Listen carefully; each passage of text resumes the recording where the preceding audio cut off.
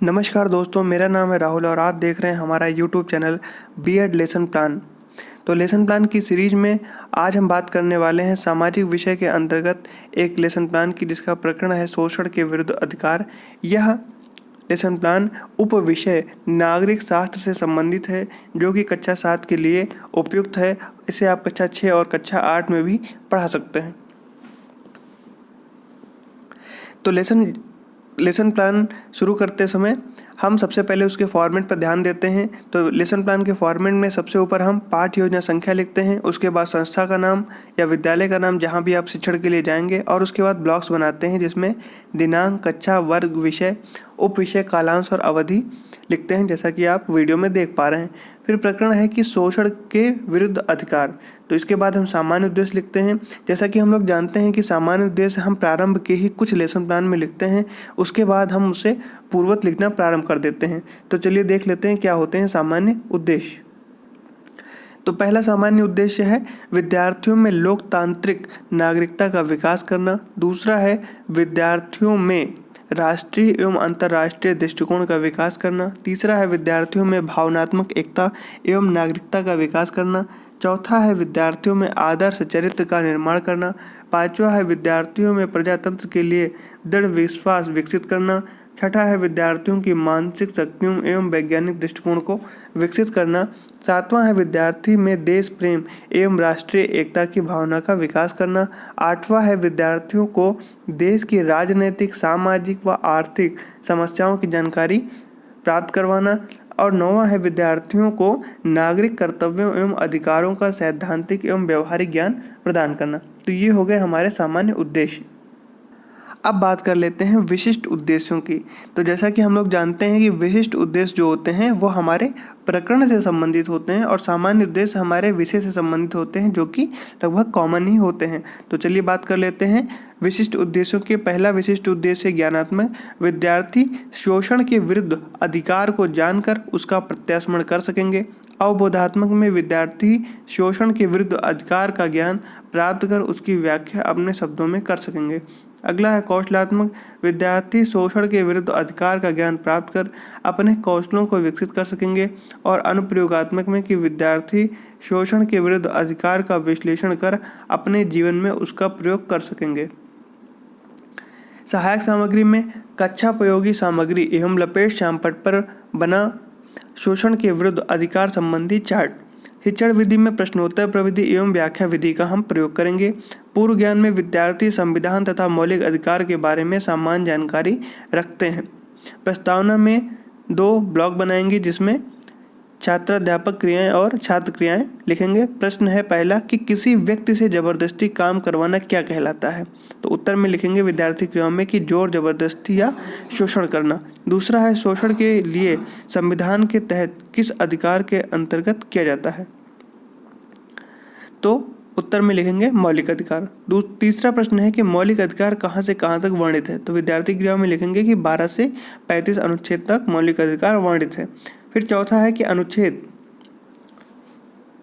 12 से 35 तक में किस अनुच्छेद के अंतर्गत शोषण के विरुद्ध अधिकार दिया गया है। तो यह समस्यात्मक प्रश्न बन जाएगा और यहीं से हम अपना उद्देश्य कथन प्राप्त कर लेंगे कि छात्रों आज हम शोषण के विरुद्ध अधिकार के बारे में अध्ययन करेंगे। अब प्रस्तुतिकरण में 3 कॉलम बनाएंगे। पहला है शिक्षण बिंदु, छात्राध्यापक क्रियाएं और विद्यार्थी क्रियाएं। शिक्षण बिंदु में लिखेंगे शोषण। तो छात्राध्यापक क्रियाओं में प्रश्न पूछेंगे कि शोषण क्या है। विद्यार्थी संभावित उत्तर देने का प्रयास करेंगे।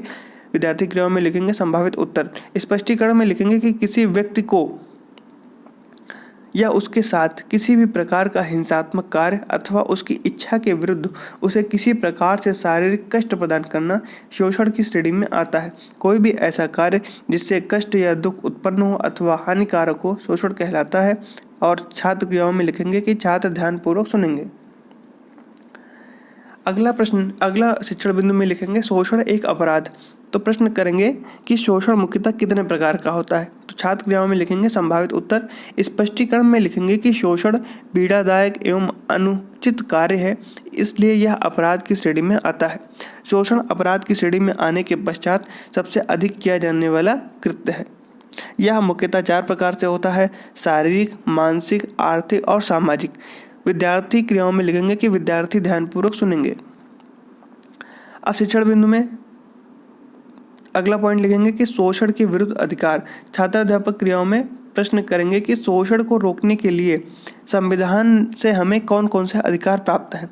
विद्यार्थी क्रियाओं में लिखेंगे कि संभावित उत्तर। स्पष्टीकरण में लिखेंगे कि शोषण को रोकने के लिए संविधान से हमें शोषण के विरुद्ध अधिकार प्राप्त हैं। इस अधिकार का मतलब है कि किसी व्यक्ति से जोर जबरदस्ती से काम नहीं लिया जा सकता, किसी भी व्यक्ति को बिना मजदूरी, नियत से कम मजदूरी या खराब परिस्थितियों में जबरदस्ती काम करने को मजबूर नहीं किया जा सकता। साथ ही 14 वर्ष से कम आयु के बच्चों से मजदूरी नहीं कराई जा सकती। यह अनुच्छेद 23 और 24 में वर्णित है। विद्यार्थी क्रियाओं में लिखेंगे कि विद्यार्थी ध्यानपूर्वक सुनेंगे। अब शिक्षण बिंदु में लिखेंगे बाल अपराध। तो प्रश्न करेंगे कि बाल अपराध क्या है। छात्र विद्यार्थी क्रियाओं में लिखेंगे कि संभावित उत्तर। स्पष्टीकरण में लिखेंगे कि 14 वर्ष से कम आयु के बच्चों से मजदूरी करवाना बाल अपराध के अंतर्गत आता है। यह भी शोषण के विरुद्ध अधिकार के अंतर्गत आता है। इसलिए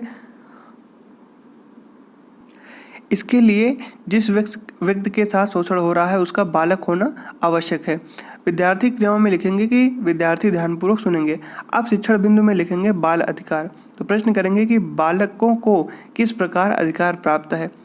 विद्यार्थी क्रियाओं में लिखेंगे संभावित उत्तर। स्पष्टीकरण में लिखेंगे कि बालकों के अधिकार निम्नलिखित हैं। पहला है जीने का अधिकार, उचित देखभाल एवं खाने पीने का अधिकार, स्वास्थ्य सुविधाएं पाने का अधिकार, शिक्षा का अधिकार, स्वयं से जुड़े हर मुद्दे पर अपनी बात कहने का अधिकार, आर्थिक एवं शारीरिक शोषण से बचने का अधिकार, युद्ध, बाढ़, सूखा, महामारी, भूकंप जैसी आपदाओं में सबसे पहले राहत पाने का अधिकार प्राप्त है।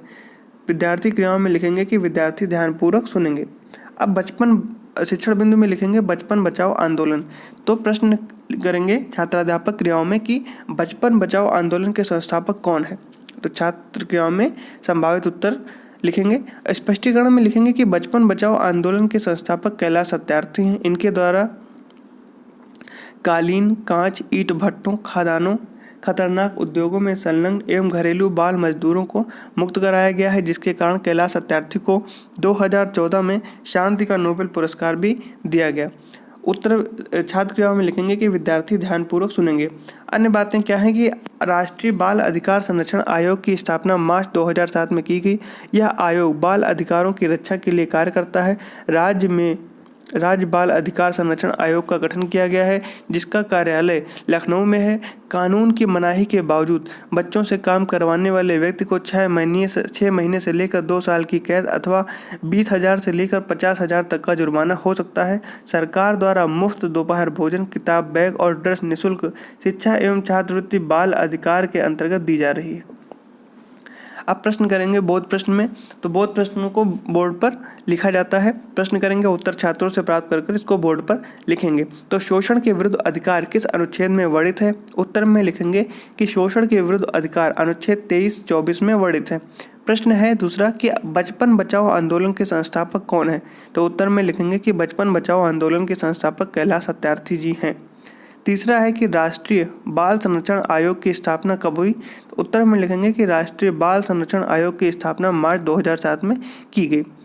निरीक्षण कार्य में क्या लिखेंगे कि विद्यार्थियों को शामपट सारांश लिखने का निर्देश देकर स्वयं कक्षा का निरीक्षण करेंगे। मूल्यांकन प्रश्न में क्या पहला है मूल्यांकन प्रश्न मौखिक रूप से पूछे जाते हैं। तो पहला प्रश्न है कि बाल अपराध क्या है। दूसरा है कैलाश सत्यार्थी को बचपन बचाओ आंदोलन के लिए कौन सा पुरस्कार दिया गया है। तीसरा है कि बच्चों से जबरन काम करवाने पर कैसी सजा मिलती है।